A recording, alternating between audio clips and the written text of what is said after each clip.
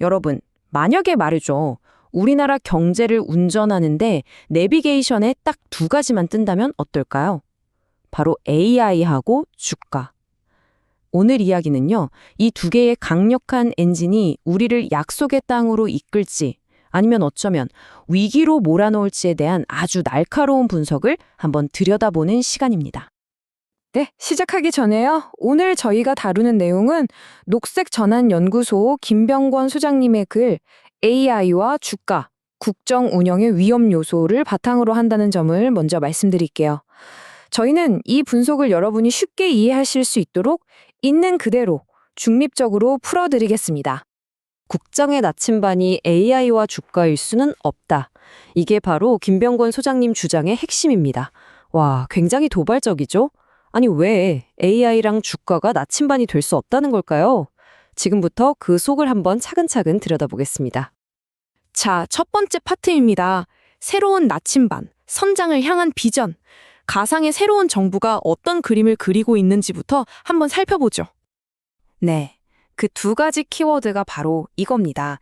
인공지능, AI, 그리고 주가.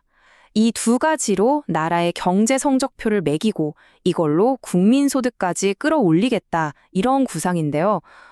이건 확실히 이전에 우리가 봤던 정부들의 방향하고는 완전히 다르다고 할 수 있겠죠? 자, 그럼 첫 번째 엔진인 AI부터 자세히 한번 살펴볼까요?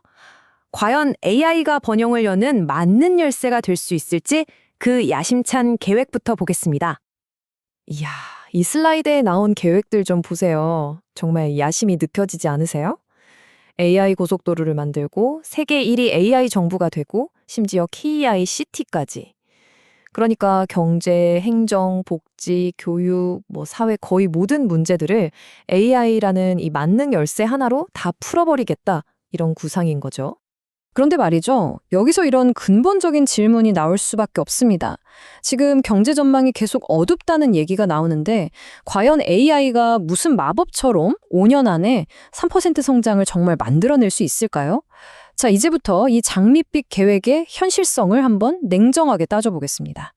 이 질문에 대한 힌트를요, 사실 과거에서 좀 찾아볼 수 있습니다. 바로 솔로 패러독스라는 건데요. 이게 뭐냐면 1980년대에 어딜 가나 컴퓨터가 쫙 깔렸거든요. 근데 이상하게도 경제 전체의 생산성은 통계에 잡힐 만큼 오르지가 않았던 거예요. 한마디로 야심차게 도입한 신기술이 진짜 우리 주머니를 두둑하게 만들어주기까지는 생각보다 시간이 엄청 오래 걸릴 수 있다, 이런 뜻입니다. 실제로 전문가들 예측을 봐도 의견이 좀 갈립니다. 정부가 믿는 한국은행 쪽에서는 꽤 낙관적인 시나리오를 내놓고 있는데 반면에 저명한 MIT의 한 교수는 10년 동안 AI가 기여해봤자 전체 GDP 성장률에 한 1% 남짓 더해주는 수준일 거다라고 훨씬 차갑게 분석을 하죠. 과연 누구의 예측이 현실이 될까요? 경제 성장은 이렇게 불확실한데 이건 좀 확실해 보입니다. 27%. 이 숫자가 대체 뭘 의미할까요? 바로 AI 때문에 내 일자리가 위협받거나 소득이 줄어들 수 있는 근로자의 비율입니다. 한국은행 보고서에 나온 수치인데요. 그러니까 우리 주변 4명 중 1명 이상은 직접적인 타격을 입을 수도 있다는 정말 무서운 얘기죠.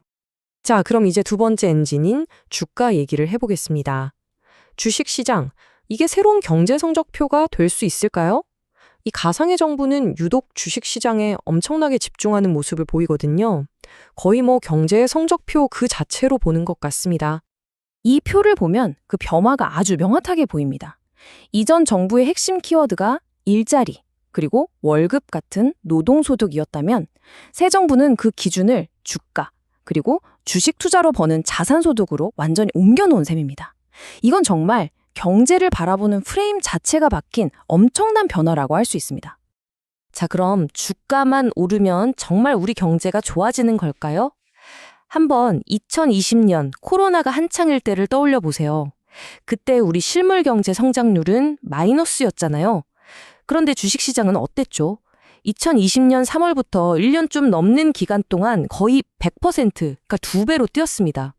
현실 경제와 주식시장이 이렇게나 완전히 따로 놀 수 있다는 걸 보여주는 완벽한 사례라고 할 수 있죠.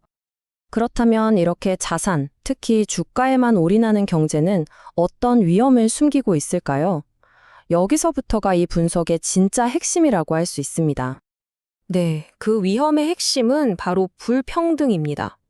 우리는 보통 집값 때문에 부동산 불평등을 가장 큰 문제로 생각하잖아요. 그런데 이 분석에서는요, 주식 같은 금융자산의 불평등이 부동산보다 훨씬 더 심각하다고 날카롭게 꼬집습니다. 왜냐하면 주가가 아무리 올라도 그 열매는 정말 극소수의 사람들한테만 돌아간다는 거죠. 0.61. 이게 최근에 발표된 우리나라의 순자산 진위계수라는 건데요. 이 진위계수는 1에 가까워질수록 불평등이 심하다는 뜻이거든요.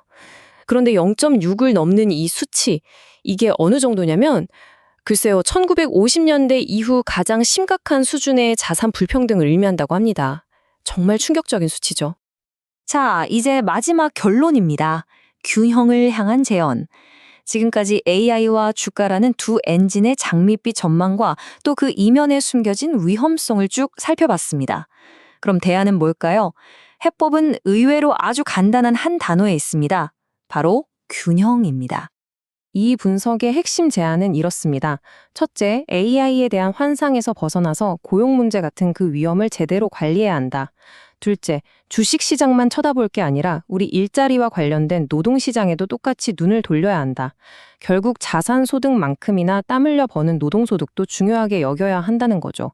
이 균형이 무너지면 우리가 마주하는 건 눈부신 성장이 아니라 정말 심각한 위기일 거라는 마지막 경고입니다. 오늘 분석을 마무리하면서 우리 스스로에게 이 질문을 한번 던져봤으면 좋겠습니다. 과연 AI와 주가라는 이 두 개의 나침판은 국가를 올바른 방향으로 이끌 수 있을까요? 이 강력한 두 엔진이 우리를 어디로 데려갈지, 어쩌면 그 방향키는 기술이나 시장 그 자체가 아니라 그 둘 사이의 균형을 잡으려는 우리의 노력에 달려있는 건 아닐까요?